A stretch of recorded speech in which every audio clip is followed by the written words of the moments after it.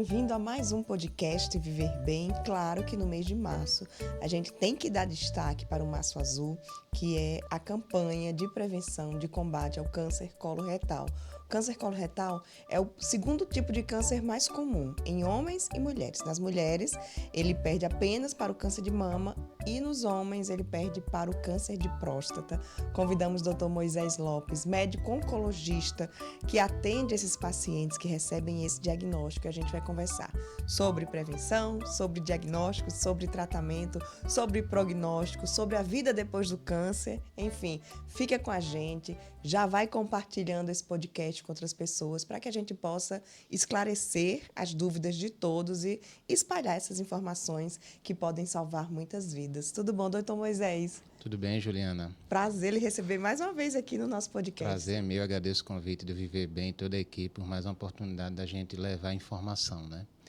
Doutor Moisés, câncer coloretal, a gente está vendo assim, é uma bandeira que nesse mês de março ela é erguida e realmente a gente vê vários profissionais focando na propagação de informações sobre diagnóstico precoce. Mas antes da gente falar do diagnóstico, vamos falar sobre a prevalência desse tipo de câncer, número de casos, número de mortes também é comum. Como é que estão as estatísticas aí do câncer coloretal? Bom, os números preocupam, né, Juliana? Segundo os últimos dados do INCA, né, Instituto Nacional de Câncer, ao longo de um ano a gente tem 45 mil casos de câncer de intestino no Brasil. E como você já falou, né, o segundo mais comum, tanto em homens como em mulheres, tá? E quando a gente fala em número de mortes, a gente tem cerca de 20 mil mortes ao longo de um ano. Então, assim, cada vez mais os números estão aumentando em pessoas mais jovens, abaixo dos 50 anos, que até um certo tempo era incomum. Quais são os fatores de risco? Por que esse número de casos em pacientes jovens está aumentando, doutor Moisés? Bom, os principais fatores de risco, Juliana, é a obesidade, o sedentarismo, ou seja, a pessoa não realizar uma atividade física regular. E quando eu falo regular, como seria? 5 vezes na semana, uma atividade física moderada de cerca de 30 minutos reduz tanto o risco de câncer como também risco de doenças do coração. Cigarro, nenhuma forma de tabaco é segura, tá? Até incluindo até o cigarro eletrônico, tá? Uso excessivo de bebida alcoólica, uma história de familiar de câncer de intestino na família é outro ponto importante. E quem já tem doenças inflamatórias intestinais, como por exemplo a doença de Crohn e a retocolite ulcerativa, tem mais risco. E um ponto importantíssimo, uma alimentação rica em carne vermelha, rica em gordura e pobre em fibras também contribui para aumentar esse risco. A gente escuta muito em todos os tipos de câncer falar no diagnóstico precoce. Aí no câncer de mama tem todo aquele trabalho no Outubro Rosa para que as mulheres realizem a mamografia. Sim. Tem algum exame, quando a gente fala em câncer coloretal, que ajude aí nesse diagnóstico precoce e a partir de que idade ele deve ser realizado? Sim, temos sim, né, a colonoscopia. Até um certo tempo atrás era indicada a partir de 50 anos e repetia com 10 anos, mas como o número de casos aumentou entre 40 e 50 anos de idade, hoje em dia, pelas principais sociedades que discutem o assunto, é a partir dos 45 anos de idade, em pessoas sem queixas, para justamente buscar a detecção precoce. E aí a repetição pode ser em 1, 3 ou 5 anos. E o que é que vai definir isso? Se a pessoa faz a colonoscopia e o médico lauda como normal, ela pode repetir com 5 anos. Se a pessoa faz uma colonoscopia e o médico fala tem pólipo inflamatório, que a gente também começa como hiperplástico, tem que repetir com 3 anos, porque existe um risco disso virar um câncer, mas é um risco menor. Agora, se encontrar os adenomas vilosos ou apenas vilosos, o risco é maior e a gente precisa repetir essa colonoscopia em um ano, porque nesse período pode ser que ele vire de fato um câncer. Você falou pessoas que não tenham queixas, mas que queixas seriam essas? Porque uma pessoa que tem 35, que tem 40 anos, a gente está vendo, né, o número de casos nessas pessoas mais jovens também sendo detectados. Quais são as queixas, quais são os sintomas que indicam que você deve buscar antes dessa faixa etária? Bom, as principais queixas que você que nos assiste precisam se atentar é sangramento nas fezes, tá? Não estou dizendo que todo sangramento nas fezes é câncer, mas tem que ligar o sinal de alerta. um quadro de anemia, que até então não tinha, uma perda de peso que não tem uma causa aparente, né? É outro ponto importante. Dor na região do abdômen, sensação de empachamento. Agora, Juliana, tem uma informação importantíssima. Alteração do hábito intestinal. O que seria isso? Uma pessoa que evacua normalmente e de uma hora para outra o intestino fica preso ou solto. Ou então a pessoa que já tem um histórico de intestino preso e ele começa a ficar solto. Ou então se tem um histórico de intestino solto e começa a ficar preso. A gente chama isso de alteração do hábito intestinal, que pode ser o início do câncer de intestino. Então, se você tem alguma dessas alterações, claro que pode ser por outros motivos, mas ligar o sinal de alerta e procurar o especialista o mais breve possível. É melhor procurar para tirar a prova dos 9, né? Não ser, ou se for alguma coisa, já começar o tratamento cedo. Faz diferença. Faz diferença porque se a gente descobre o câncer de intestino no início, a gente consegue chegar a cerca de 90% de chance de cura. Então, é uma doença potencialmente curativa, porque existe o exame para detectar de forma precoce. Você falou dos pólipos. Em quanto tempo um pólipo pode se transformar num câncer? Estou perguntando porque eu já fiz colonoscopia e a médica disse, não, só daqui a 5 anos. Isso, os pólipos, eles se formam porque o intestino ele se renova, né? E podem acontecer falhas nesse processo e os pólipos é como se fossem umas bolinhas, tá? E esses pólipos vai depender do tipo de pólipo para saber se tem um risco maior ou menor de câncer. É obrigatório o médico que faz a colonoscopia, viu um pólipo, viu 5 pólipos, viu os 10 pólipos, biopsiar o pólipo para a gente saber do que tipo de pólipo a gente está lidando.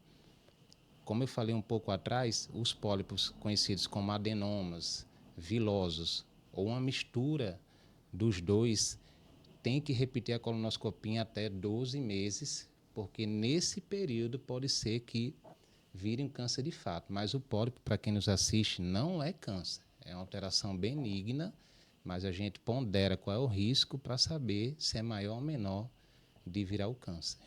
Então, a gente pode falar que o câncer coloretal ele é prevenível também, se você faz a colonoscopia nesses prazos determinados. Sim, fazendo a colonoscopia, seguindo a recomendação atual, que é repetir em 3 ou 5 anos, a depender dos achados, potencialmente curativo, e a gente tem um caminho para isso, né?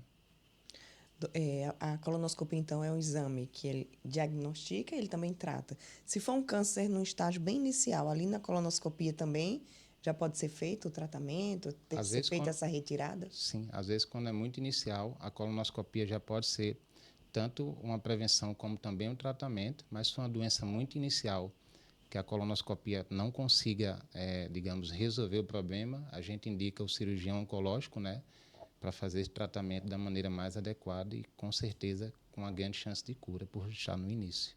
Doutor Moisés, a gente viu recentemente aí, né? Preta Gil, paciente com câncer, Simoni também, e a gente vai vendo essa jornada do tratamento deles. Como é que é essa jornada do tratamento de um paciente que recebe esse diagnóstico? Pronto, a partir do momento que a gente descobre um câncer de intestino, a gente vai ter que fazer a avaliação do estadiamento. O que é estadiamento? Avaliar a extensão da doença. Se ela está só localizada no intestino ou se ela já foi para outros órgãos à distância, tá? Isso é um ponto importante. E o outro é avaliar o paciente, tá? Lembrar que o tratamento sempre é individualizado, não é uma receita de bolo, tá? Como algumas pessoas pensam, porque a gente pensa no paciente, na condição clínica que ele tem, nas doenças que ele já vem trazendo com ele, os remédios que ele usa e, além disso, a gente precisa saber qual tipo de câncer de intestino que a gente está lidando. Tem mais de um tipo, tá? O adenocarcinoma é o mais comum. E a gente faz uma avaliação molecular da doença para saber, digamos, se tem uma maior agressividade ou não, para juntando todas essas informações, decidir se vai ser um tratamento mais com cirurgia ou se vai precisar de químio ou radioterapia também para ajudar. Quando o tratamento é cirúrgico, eu vi que a Preta Gil ela usou aquela bolsa de colostomia. Todo paciente tem que usar, é provisório. Quando é que essa bolsa de colostomia entra? Que eu estou perguntando porque eu sei que é um medo das pessoas, né? Ai, não vou mais ter meu intestino, ele não vai funcionar, vou precisar dessa bolsinha para sempre. Quando é que ela é indicada? Bom, ela é indicada em situações que o médico cirurgião, ele precisa fazer uma extensão maior do intestino, tá? Uma retirada maior do intestino, tá? Na maioria dos casos, a bolsa é provisória, tá? É um cuidado muito simples, é porque a gente tem medo do desconhecido, né? Então, a gente vê aquela situação da bolsa, mas a maioria das bolsas a gente consegue, com tempo X, fazer a reversão com o cirurgião, tá? Mas a definição da bolsa é pela extensão da cirurgia e também o ponto de localização no intestino que está a doença. Essas variáveis, juntando também sempre com a condição clínica do paciente, vai definir ou não a necessidade da bolsa. Mas para você que nos assiste, repito, a bolsa não é um bicho de sete cabeças, não é nada difícil de conduzir, mas claro que como a gente sai um pouco da zona de conforto, né, a gente fica com receio, mas é super tranquilo. Eu lembro uma paciente que eu já entrevistei e ela ficou, não foi nem de intestino, foi na bexiga, então ela ficou com ela tem como é que chama? Acho que é a nefrostomia. Ela vai usar para sempre. Mas ela disse que teve um momento de revolta, mas toda vez que ela olha para a bolsa, ela fala assim, não, isso é sinal de que eu estou viva. Que é uma opção de tratamento, porque se ela não estivesse com a bolsa, provavelmente ela não estaria mais aqui. Não, e hoje em dia a gente tem profissionais habilitados que atendem essas pessoas para não ter nenhum processo inflamatório, não ter infecção. Aquelas pessoas que talvez recebam as orientações básicas e ficam um pouco de receio, existem hoje em Natal profissionais habilitados. Eu, inclusive, até um certo tempo atrás fiz uma live com essa pessoa e são muito avançados os avanços nessa parte. Foi quem? Doutora Yales? Também já fiz e já entendi muito sobre esse assunto com ela, né? Doutor Moisés, e quando é necessário a quimioterapia? São casos em que a doença já está num estágio mais avançado? Se não tiver, faz a cirurgia, mas precisa fazer a quimioterapia depois? Bom, de uma forma objetiva se a doença é inicial, a gente consegue fazer a cirurgia de cara, tá? Uma doença que a gente chama de localmente avançado, que seria isso de uma maneira simples? Doença que acomete linfonodo, as ínguas, que a gente conhece muito bem. Nessas situações, a gente pode usar a mão da quimioterapia associada à radioterapia, ou às vezes só da quimioterapia, a depender do caso, seguido de uma cirurgia na sequência. A sua pergunta é se faz quimioterapia após uma cirurgia? Pode fazer. A gente olha a biópsia e vê se tem fatores de risco, assim como tem da doença, tem também fatores de risco na biópsia, e é isso que a gente olha para decidir a necessidade ou não de uma quimioterapia que a gente chama adjuvante após a cirurgia. Então, a quimioterapia não é algo exclusivo de uma doença avançada. Quando a gente chega na situação avançada, também chamada de metastático, a gente tem que fazer a avaliação molecular, que eu já falei anteriormente, porque às vezes o primeiro tratamento pode ser só a imunoterapia, aquele tratamento que deixa o nosso sistema de defesa mais forte, ou caso não tenha a imunoterapia, a gente faz quimioterapia, geralmente associada a outra medicação, como um tratamento que a gente chama de primeira linha. Primeira linha seria o melhor tratamento que a gente tem para oferecer para o paciente naquele momento. Os tratamentos mudaram, avançaram? O que é que tem de novo quando a gente fala em câncer de intestino? Antigamente, né, a gente tinha só a cirurgia, aí com o passar do tempo surgiu a quimioterapia, né? Então, há 20, 30 anos atrás, a situação era muito difícil para os profissionais, né? Que a gente só tinha cirurgia e quimioterapia. Aí veio a radioterapia, que também é um tratamento local muito importante, só que assim como o pulmão, que a gente conversou um tempo atrás, né? Surgiu a imunoterapia como opção de tratamento e a terapia-alvo, quando a gente faz a avaliação molecular, aquela peça de dominó, encontra aquela peça de dominó e aí encaixa a terapia-alvo. Então, assim, os tratamentos avançaram muito, até em pacientes que já fizeram a primeira linha, que é o melhor tratamento, a segunda linha, que é o segundo melhor tratamento. Pacientes que já são politratados, a gente vem tendo avanços em linhas que a gente chama de subsequentes, uma terceira linha de tratamento, uma quarta linha, uma quinta linha. Então, os pacientes, mesmo avançado metastático, estão aumentando a sobrevida, eles estão conseguindo viver mais e mantendo uma coisa importante, qualidade de vida. Era isso que eu ia perguntar, viver mais viver com qualidade? Sim, a gente vem avançando nesse sentido, né? Que na nossa área a gente nunca vai fazer um tratamento ou manter um tratamento que piora a qualidade de vida da pessoa, né? O intuito da gente é tornar a vida da pessoa melhor, assim como qualquer outra área da medicina, né? Tratando a doença. Então, o objetivo principal é esse, de manter a qualidade de vida para a pessoa poder ficar mais encorajada de seguir o tratamento, seguir todas as orientações da equipe multidisciplinar. E, doutor Moisés, e como é que fica a vida de um paciente que teve câncer de intestino, concluiu o tratamento? Como é que eu sei que eu estou curada? Excelente Como é que pergunta. deve ser esse pós? Quando a gente descobre o câncer, tá? A gente precisa ficar em acompanhamento da data que descobriu até 5 anos após essa descoberta, tá? Isso é comprovado por evidência científica. Geralmente é assim, fez a cirurgia, fez a quimioterapia após a cirurgia. Nos primeiros 2 anos após descobrir um câncer, é onde há o maior risco da doença voltar. Então, a gente vai ver o paciente um intervalo mais estreito, a cada 3, 4 meses. Quando eu atinjo os 2 anos, esse risco fica muito próximo de zero. Então, a gente espaça para 6 meses até completar esses 5 anos que a gente oficializa a cura. É importante sua pergunta porque alguns pacientes não valorizam muito o acompanhamento, o segmento. É importante porque se Deus o livre a doença volta nesse acompanhamento regular, a gente pega de novo a doença no início e potencializa ainda a chance de cura.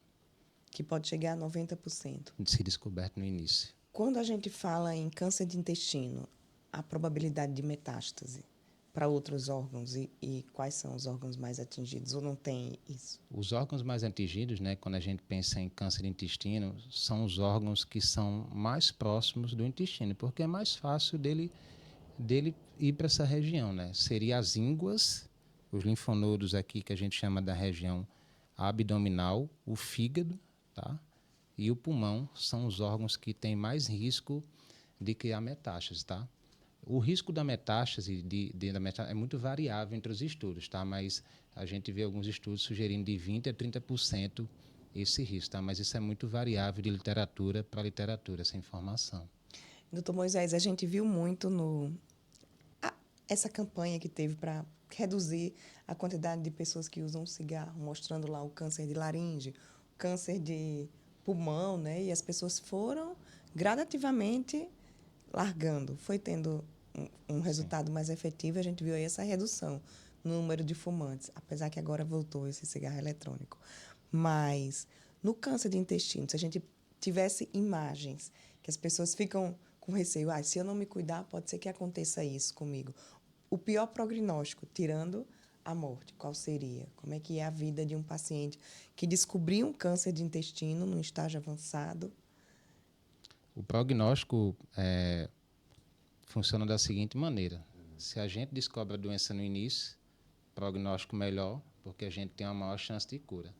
A partir do momento que a doença vai se tornando localmente avançada, metastática ou avançado, o prognóstico é mais reservado, mas eu quero levar a informação que doença avançada não é sinônimo de morte, não é sinônimo de velório, de enterro, porque os tratamentos avançaram muito. Então, tem pacientes que a gente consegue prolongar a vida por anos, que há 20, 30 anos atrás isso era impossível, mantendo a qualidade de vida. Então, as pessoas têm que ter em mente que o bom não é só a questão de, eu tenho uma doença curativa. Não é que o bom também seria avançada, mas existem caminhos que a gente pode tornar a vida da pessoa boa mesmo com aquela doença presente, como se fosse uma pressão alta, um diabetes. Então, as pessoas precisam, porque elas olham muito negativo quando descobrem a doença mais avançada, né? Então, elas precisam ter em mente que os tratamentos avançados, precisam ter em mente que tem que ter uma equipe multi, tá? A função do médico é importante, mas enfermagem é importante, nutrição é importante, psicologia é importante, a assistente social para ver os direitos do paciente com câncer é importante, a recepção que atende, o porteiro que abre a porta para você e te dá um bom dia, né? São tantas coisas que são importantes nesse processo, né? Porque não é fácil, né? Todo mundo sabe, o processo de encarar um câncer não é fácil, que contribuem para a caminhada ser mais leve, digamos assim. Verdade. E o que é que o senhor diria para um paciente que recebeu o diagnóstico de um câncer de intestino? Bom, eu tenho um costume na minha prática, né, de passar a notícia da maneira mais humana possível, né? A gente não é hipócrita, é uma notícia que é difícil de receber, então você se colocar no lugar do paciente, no lugar da família, e passar a notícia da melhor maneira, que eu falo, mais leve, mais segura, e mostrar para ele que a gente vai buscar o melhor, respeitando os limites dele, obviamente, mas com equipe multi também, me ajudando em todo esse processo, fica muito mais leve esse diagnóstico. É porque a forma que você passa a notícia pode impactar de maneira negativa e contribuir para que o paciente não siga as orientações pertinentes. Então, acho que o principal ponto é a forma que você vai passar a notícia, tá? Então, acho que é um ponto chave para a gente ter um sucesso, não só da cura, mas também daquela doença que se torna mais crônica, né? Cujo objetivo é controlar a doença, como é o caso da doença avançada. Mesmo em casos de metástase, também tem essa possibilidade. Sim, mesmo de em caso controlar e sim, o paciente viver com qualidade de vida. O objetivo de uma doença avançada, né, é a gente controlar a doença. É imaginar uma pressão alta, um diabetes, que eu preciso do remédio ali todos os dias, ou semanalmente, uma vez no mês, dependendo do tratamento, e manter a qualidade de vida, a rotina dele, participar do trabalho, viajar. O paciente com câncer, seguindo as orientações adequadas, ele não está proibido de fazer suas atividades, não. A gente tem que fazer também para ele se desligar um pouquinho do momento que ele está vivendo, né? Fazer o lazer que ele gosta, ficar com a família, sair para jantar, mas tudo com as orientações adequadas da equipe. A atividade física é indicada durante o tratamento? Sim, porque um dos efeitos colaterais do tratamento é a fadiga. Fadiga é como se fosse aquele cansaço do corpo todo, que você quer se deitar, não um cansaço do pulmão quando a gente respira. Então, a fadiga é combatida com atividade física, mas tem que ser atividade 5 vezes na semana, porque cerca de 30 minutos. Aí alguns pacientes falam, doutor, mas eu não quero fazer. Você faz o que você gosta. Tem pilates, tem hidroginástica, tem musculação, tem caminhada, tem bicicleta, tem tanta coisa que a gente pode fazer em 30 minutos, entendeu? Até caminhar, levar uma amiga, conversar, passa tão rápido, entendeu? E é tão importante não só para o câncer, mas para a doença do coração também. Para todas as doenças, né? Com Se certeza. você parar e para o bem-estar geral, né? A prática de atividade física é uma prescrição desde que o bebê sai da barriga, quase, né? Sim. Já na gravidez ele já se exercita com a mãe sim. lá. Então, se todo mundo tivesse essa consciência, estava todo mundo se movimentando, as academias mais cheias. Saudável e com mais prevenção, né? Para evitar essas doenças, digamos, mais modernas, né? Doutor Moisés, para a gente concluir esse nosso bate-papo aqui, quais as orientações que você deixa? Eu acho que a gente falou de tudo aqui, mas para que a pessoa fique guardadinho aí e coloque em prática. Não adianta só pegar a informação, entrar por aqui e sair por aqui, né? Tem que ir para a prática. Eu sempre levo, né, para os meus pacientes, amigos e famílias. Sentiu alguma coisa diferente do habitual? Alguma coisa que você nunca sentiu na sua vida? Procure por uma ajuda médica. Pode ser uma besteira? Pode.